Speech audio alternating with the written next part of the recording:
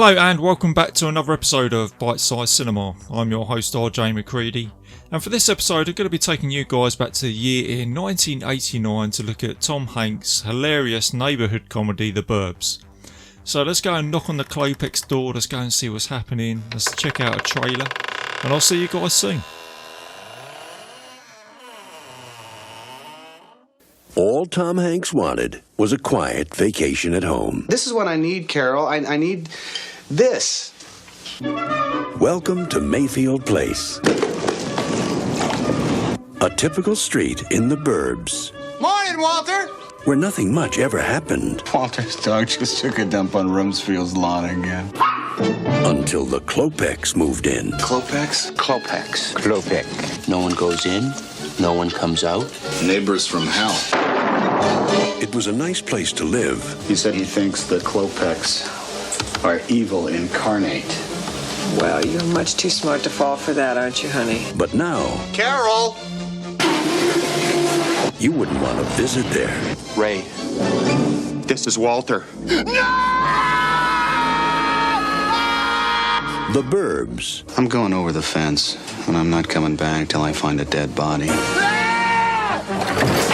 Ray, do you want him to take your family, kidnap them, tear their livers out, and make some kind of satanic pate?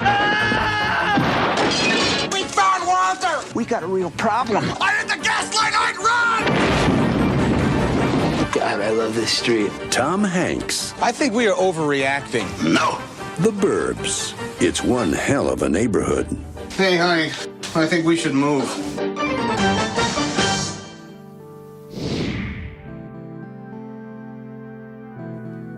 And welcome back, guys. So the synopsis for this film is an overstressed suburbanite and his fellow neighbours are convinced that the new family on the block are part of a murderous satanic cult.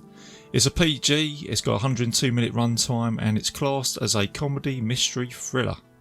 It was directed by the legendary Joe Dante, who already at this time had a catalogue of iconic movies in cinema, being Gremlins, The Howling and Inner Space. And it had a very modest $18 million budget, and it did really well at the cinema back in 1989. In the summer of 89 it took $50 million at the box office, but although it was a success of the cinema at the time, it did have some mixed reviews by the critics, which I'm quite surprised because now this film is a cult classic. And I speak to anybody about the Burbs and the response I get is, first of all, the one-liners and the comedy, and I don't know anybody that doesn't really like this film. You know, it's a brilliant movie, it's a fun movie, it's a cosy movie. So I'm really surprised when I hear that about the critics' reviews about this at the time, saying that they didn't actually like it. But it doesn't matter because people love this movie now, and like I say, it is a cult classic. And you know what? Let's just say this now. This is what happens when Hollywood have a writer's strike. Then they should be having more writer's strikes in Hollywood, because this movie was pretty much made up by not only the director at the time, but the whole cast and crew and everybody had a go at this. Because of the strike, the writer Dana Olsen, he wasn't actually allowed on set, even to the point where he had to actually get hired as a extra, and you actually see him as a police officer at the end of the movie as one of the extras, so he could actually get onto the set, so he could advise Joe Dante about the script and the writing of this movie. And then on top of that, with the cast and crew being allowed to make it up as they go along and ad-lib their lines, the cast actually got on really well in this film. Everybody had a really good time. Even Joe Dante as a director, I think he enjoyed putting this film together. And let's have a look at the cast. So you've got Tom Hanks in this movie, who plays Ray Peterson. Bruce Dern, he does a fantastic job in this film. He plays Mark Rumsfeld. You've got Carrie Fisher, who plays Carol Peterson. Rick Ducommun, I think that's how you pronounce his name. He plays Art Weingartner. Hey, Mr. Weingartner. And then you've got Ricky Butler being played by Corey Feldman. Notice how I said Ricky Butler playing Corey Feldman, or Corey Feldman, because basically he is the same character. He plays himself in this film, and that is even back on a little bit of a segue here. When he auditioned for this film and he saw Joe Dante, He turned up dishevelled with long hair and a leather jacket from another movie set, and he didn't prep for it at all. But as soon as he walked through the door, Joe Dante just ultimately went, "You're hired, yep, you're exactly what I want. You are Ricky Butler." So there you go. That's how he got this movie. And then you got Wendy Scholl, who plays Bonnie Rumsfeld. Henry Gibson, he plays a real sinister character in this movie. He plays Dr. Werner Klopek. He does a great job. And Theodore, I can't even pronounce his surname, guys. I'll just say Theodore. He plays Ruben Klopek. I can't pronounce his names. And Courtney Gaines, who plays Hans Klopek. Hey Pinocchio, where you going? And not to mention Dick Miller, the legendary Dick Miller, is in this film, and he plays the garbage man, and he is pretty much a go-to Joe Dante guy. He's the guy that turns up in all these films. So, and unfortunately to say, it's the late Dick Miller as well, but he has left a lasting memory in Hollywood, a legacy. So the man is a total legend, and whatever small screen time he turns up in is absolute gold. So yeah, God love Dick Miller, God bless you. And so that is it, guys. That's the name, some of the cast in this. And oh, let's not forget Queenie the dog. Don't know that dog's name, but let's give Queenie a shout out in this film. But the trivia there for that dog in this movie is that Queenie made an appearance in another film a little bit later on called The Silence of the Lambs, and she plays Precious in that movie. So there's a little bit of trivia there for that. Whilst we're talking about trivia, you know how much I love my trivia, which you probably noticed in my previous episodes. I've got a whole ton of it here. There's a whole ton of trivia for this movie, which I've already mentioned about the fact that the cast pretty much made it up as they went along, and about Corey Feldman turning up as himself and getting the role, which is fantastic. I think that's brilliant.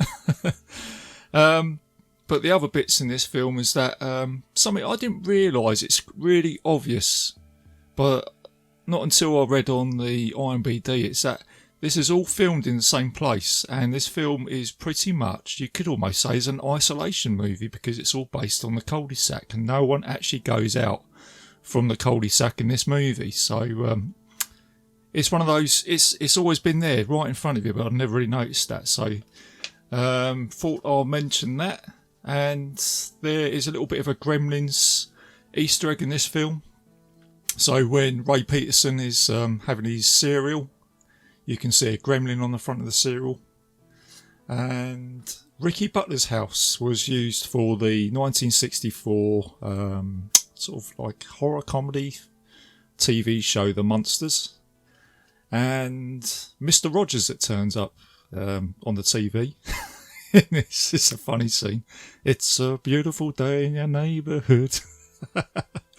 But Tom Hanks goes on to play Mr. Rogers in a movie. I think that came out last year or this year, so pretty spooky. And that is pretty much it for the trivia, guys. I think there's a little bit more on the IMDb, so if you want to go and have a look at that, go and check it out. So there you go. And one more thing before I move on to the movie review is, how could I forget this? The film score by Jerry Goldsmith. An absolute fantastic film score for this movie. It really captures the vibe and the sinister elements of this movie and everything like that. It really captures that in this film. So fantastic score by Jerry Goldsmith, and he's obviously done films like The Gremlins before this, obviously, and one of the most iconic horror sci-fi movies out there, Alien. So yeah, so he's a great composer. Whatever he does, he can turn it into gold. So it's good to have him here on this movie. So as a roundup, guys, before I go into the review, you can say that all those elements I've just pointed out there, you've got most of the cast have ad-libbed it. You've got Joe Dante directing, you've got Tom Hanks, you've got Jerry Goldsmith doing the score, and you've got a film as well which really moves at a nice pace as well. There's no point of this film that I feel like I'm bored or anything like that. I just feel like it goes on at a nice pace. The gags come in right at the right time, and all the different characters in this film all have their own personality, and their own little quirks and their own little funny moments, and I think that's just what makes this movie gold. So I'm almost making this my final verdict before I go into the film, but that's what I'm left with, and I'm really, you can probably hear it in my voice, I'm quite buzzed talking about this film because I love it so much. So let's check out this film. Let's have a look at the Burbs.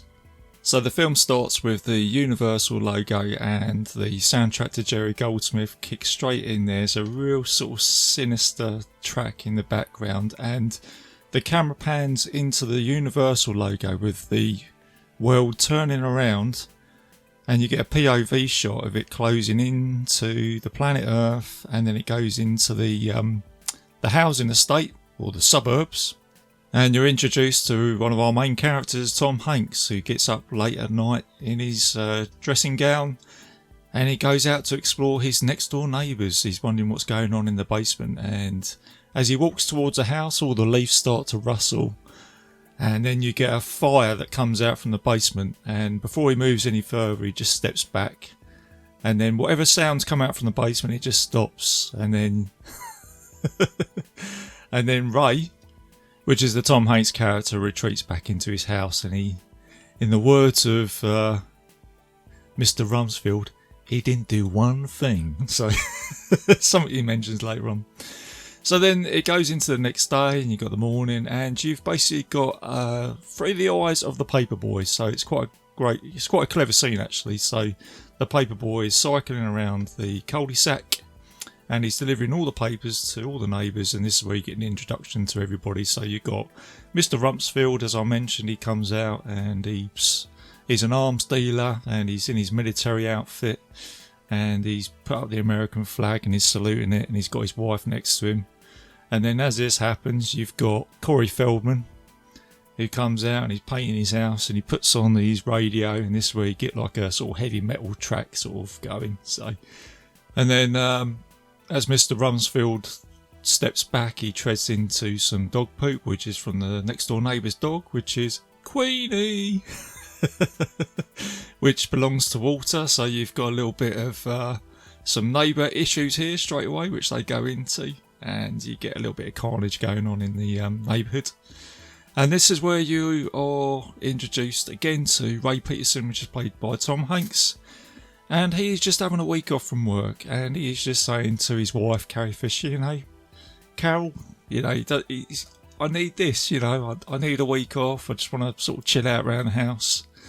And his wife, Carol, was saying, you know, let's go to the lake, let's get away. But no, he just wants to chill out around the house. And he comes out with the last fateful words here saying, look, you know, by the end of the week, I'll be a different guy. You'll see that, you know, Carol, I'll be a different guy. So, which it kind of makes this film hilarious.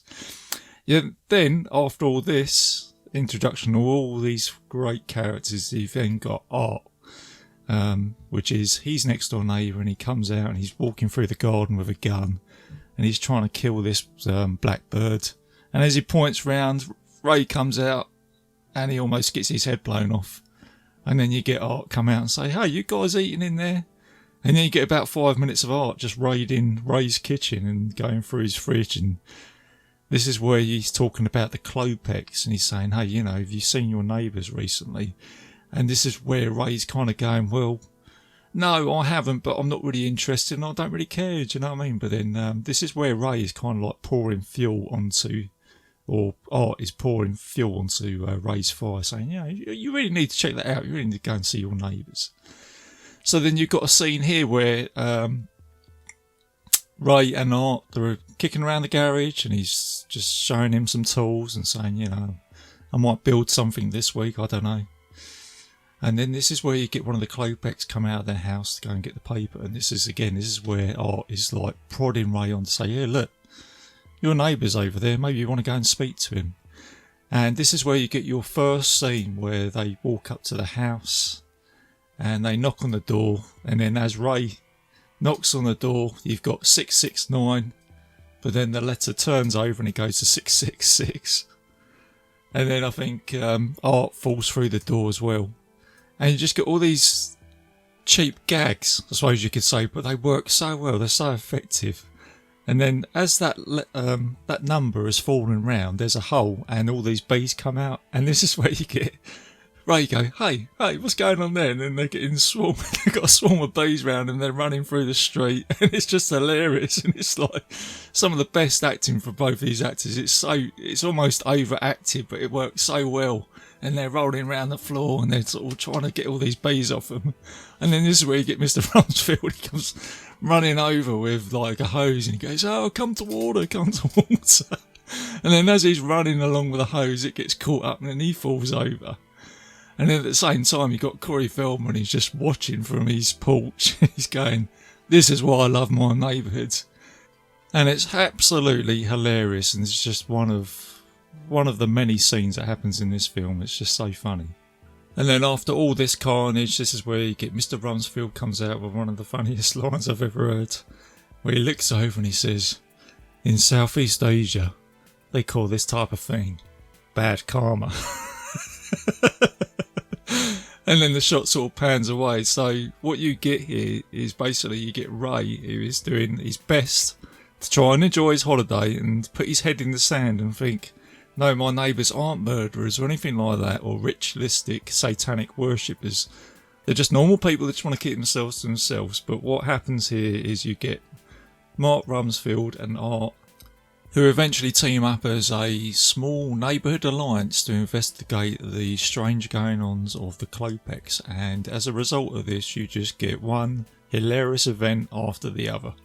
And then it goes into like a nighttime sequence where Ray goes out and walks the dog, and then he gets approached by Art, and this is where Art almost steals the show here, and he talks about a old urban legend of a guy called Skip, who apparently was a mass murderer in the neighbourhood. And this is where Art comes out and tells this story, and there's little bits where he goes, you know when it's hot and it got so hot where you got stuff trickling down the back of your neck, and he goes, anyway, it was hot.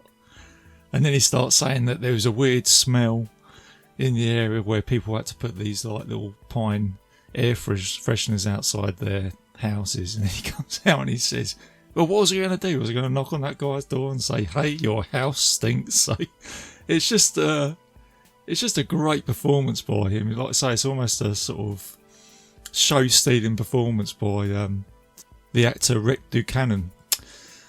So anyway, Ray, he goes back into his house and he retreats, and he's watching a game show with his wife, and then Art knocks on his door, and then they're joined by Mr. Rumsfeld, who's got all this high-tech military equipment. He's got some sort of night scope.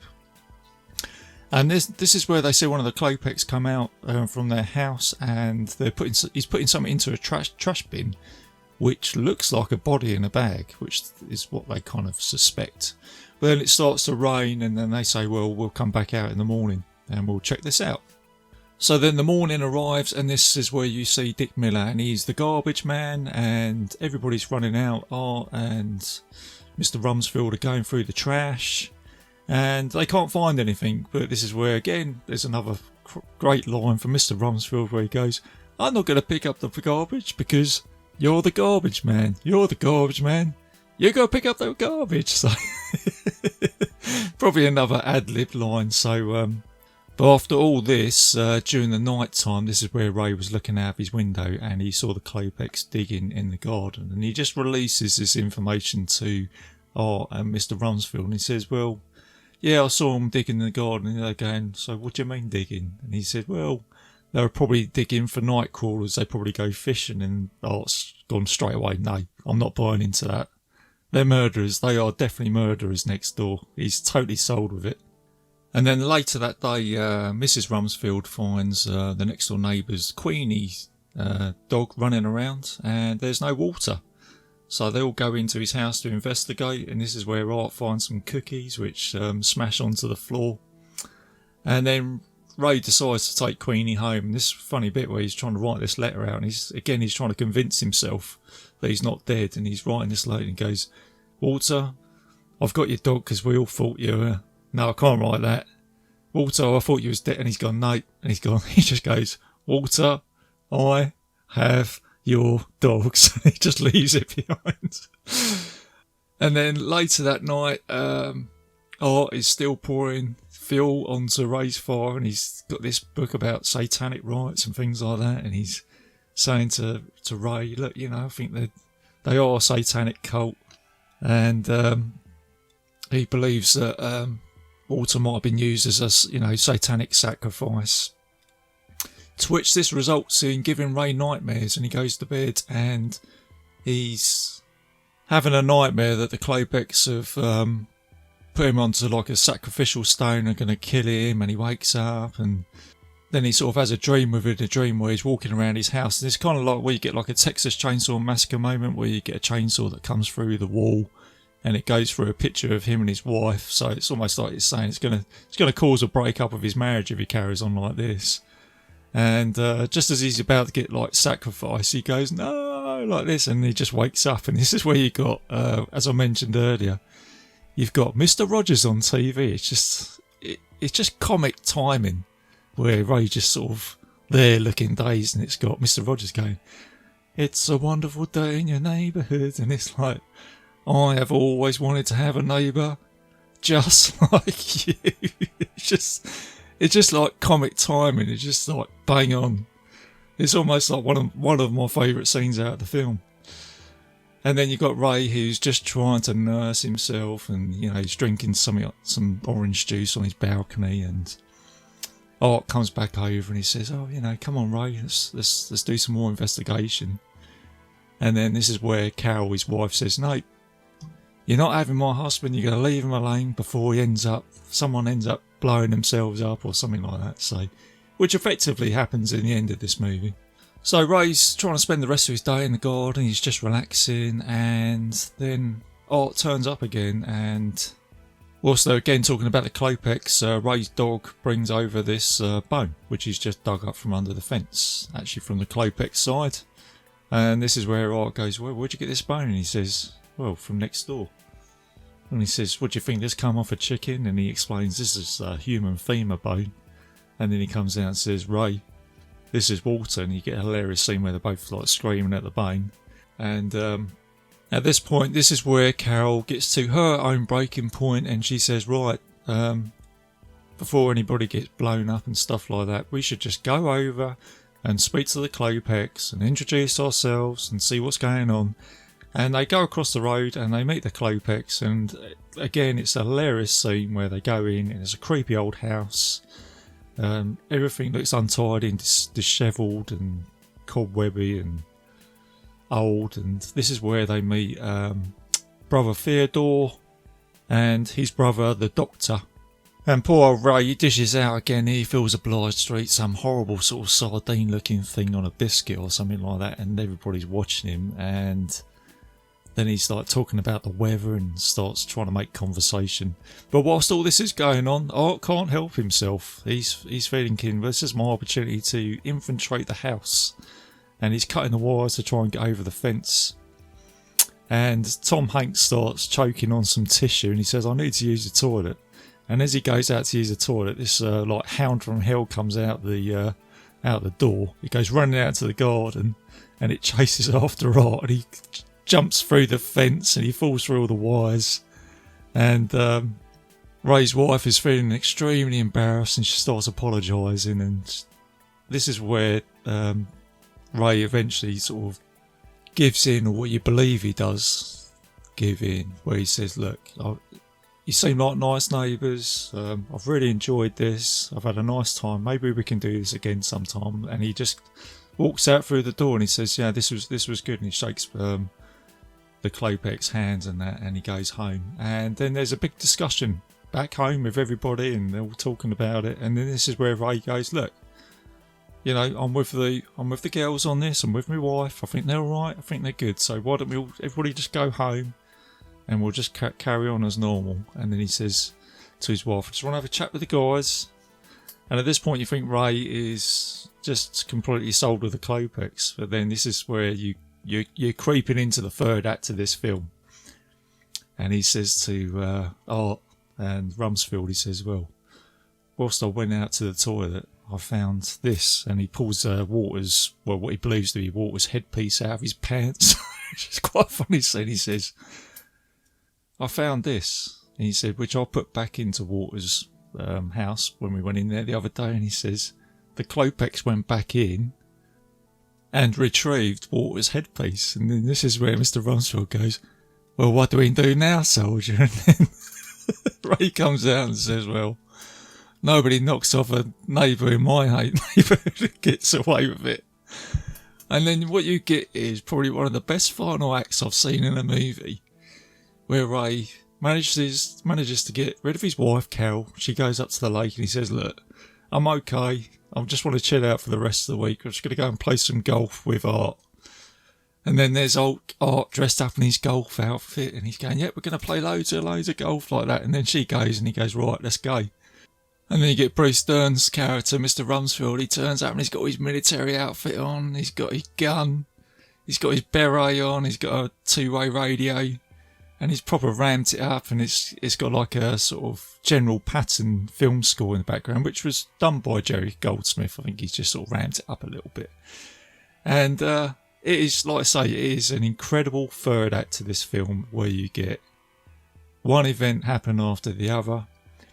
You got Mr. Rumsfeld on top of a roof, he's doing communications, and he's coming out and he's going, Red Rover, let Ray go over. And it's all like tactically done. And then you've got Ray and Art, they're digging holes in the garden, they spend all day and they don't find anything. So then they decide to go into the house, and they break in and they go into the basement. And that's where they find the furnace. And they start it up. And that's where Ray goes, that's no ordinary furnace. And it's like blowing up sort of fire out of the stove, which causes the house to shake. But before all this, just to mention this, whilst Rumsfeld is on top of the roof, Ricky Butler next door is having a party with all his friends, and he's saying to his girlfriend, you know, this is my neighbourhood, you know, why do we need to go to the theatre? I've got all this. And he gets all his mates to come around, and one of his friends called Lamo, who looks like he's just come out from Bill and Ted's Excellent Adventure or something like that. And then Rumsfeld goes, hey, get that Lamo out of my yard. And then Ricky Butler goes, hey Lamo, get out of my yard. It's just just so funny, some of the lines in this film. So then going back to the basement, so as they've started that up, the house is shaking, and then this is where Rumsfeld's on top of the roof. It starts shaking. He falls over and he falls off the roof and he crashes down and he fires his gun and it goes through the bloody car windscreen. And this is where you got Ricky Butler and all his mates all like clapping, going, woo! That's awesome.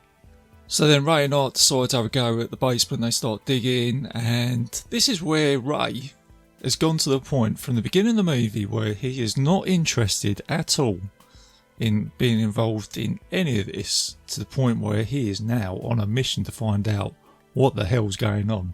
And he's like a maniac as he's digging. He finds something, he goes, yeah, I think I found it. And he's digging with a pickaxe, and as he throws the pickaxe into this metal object, it turns out to be a gas pipe. And he's gone, oh, get out, it's gas. And he's going, what? He comes running out of the house. But just before all this has happened, Walter is returning home in an ambulance because what's happened, he's had a heart attack, so he didn't get taken by the Klopex. And this is where Rumsfeld's going, guys, we've got a big problem. But whilst he's trying to talk to Ray and Art in the basement, this is where Ray's covered his radio with all the mud and that. And then you've got that bit where I just said all this gas is coming out, so he comes running out of the house.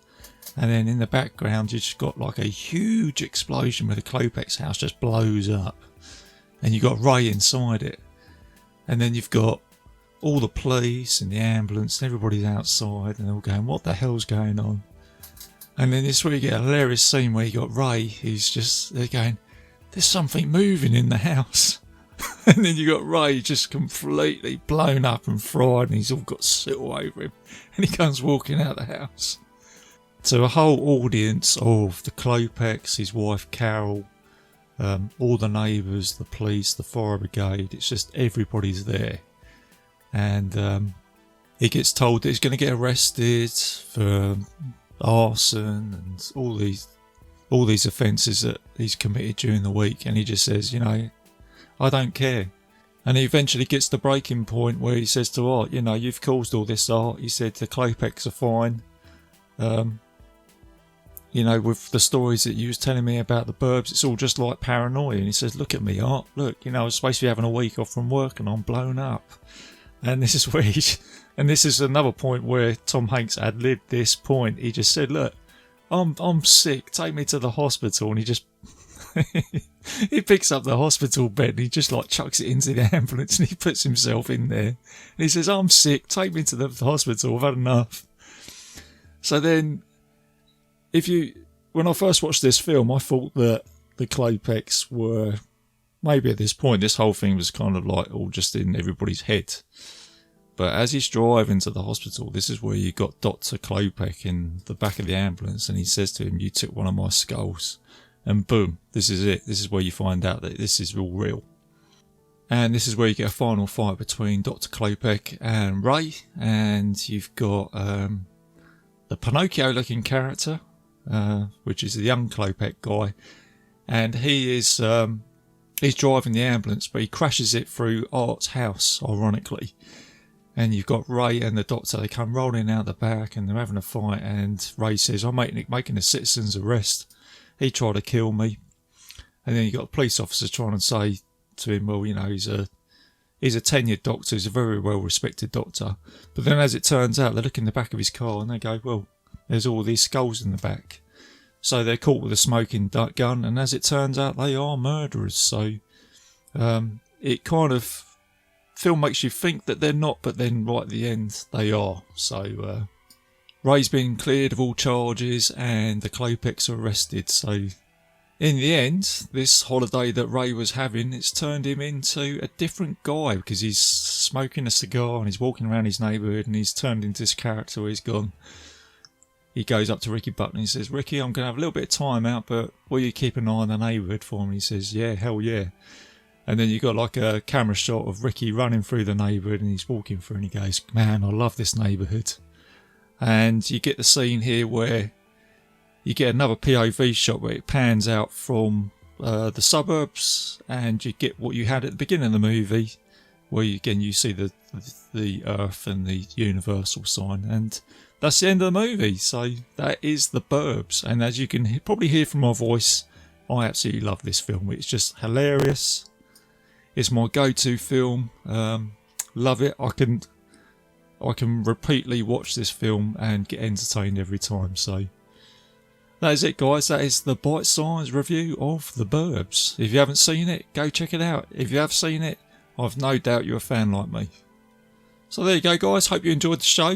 I will be back soon. I will be having a look at the cult classic Sam Raimi third installment of the Evil Dead movie, The Army of Darkness, with Bruce Campbell. I think I need to have a chat about that film and all its greatness and how that all came about in the early 90s. So look out for that. That'll be dropping soon.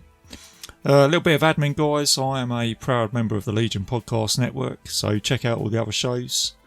And if you want to check the show out, you can find me on, or you can find the show on YouTube, iTunes and the Legion Network, so go check that out.